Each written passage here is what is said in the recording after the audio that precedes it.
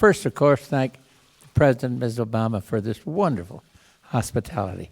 It's like coming home for Barbara and me, with the rest of you just coming to this magnificent house and being greeted by this superb hospitality knows no bounds.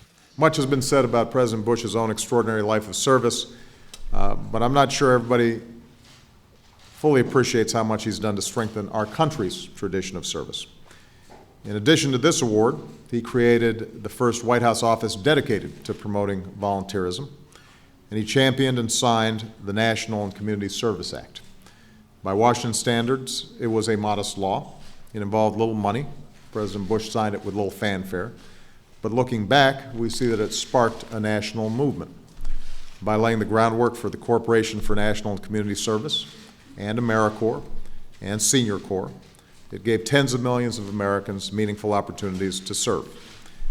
And today, thanks to those programs and others like them, and thanks to the passion of leaders like President Bush and citizens who found the same passion over the years, volunteerism has gone from something some people do some of the time to something lots of people do as a regular part of their lives. Since 1989, the number of Americans who volunteer has grown by more than 25 million.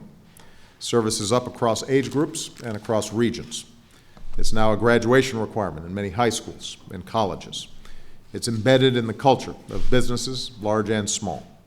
And speaking for my family, volunteering has brought joy and meaning to Michelle and me and our daughters over the years, and I know that's the case for many of your families too.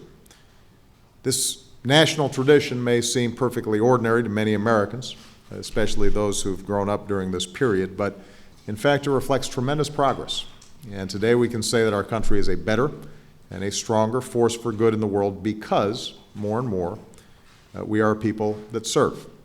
And for that, we have to thank President Bush and his better half, Barbara, who is just as committed as her husband to service and has dedicated her life to it as well.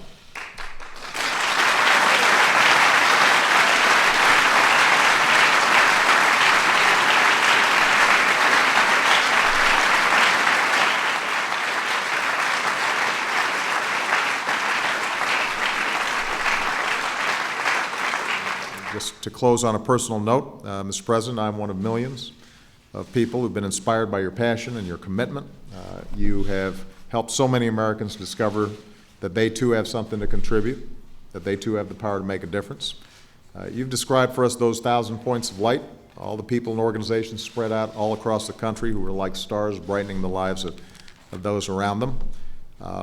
But given the humility that's defined your life, I suspect it's harder for you to see something that's clear to everybody else around you, and that's how bright a light you shine, how your vision and example have illuminated the path for so many others, how your love of service has kindled a similar love in the hearts of millions here at home and around the world, and frankly, just the fact that you're such a gentleman and such a good and kind person, I think helps to reinforce that spirit of service. So on behalf of all of us, let me just say that we are surely a kinder and gentler nation because of you, and we can't thank you enough. So.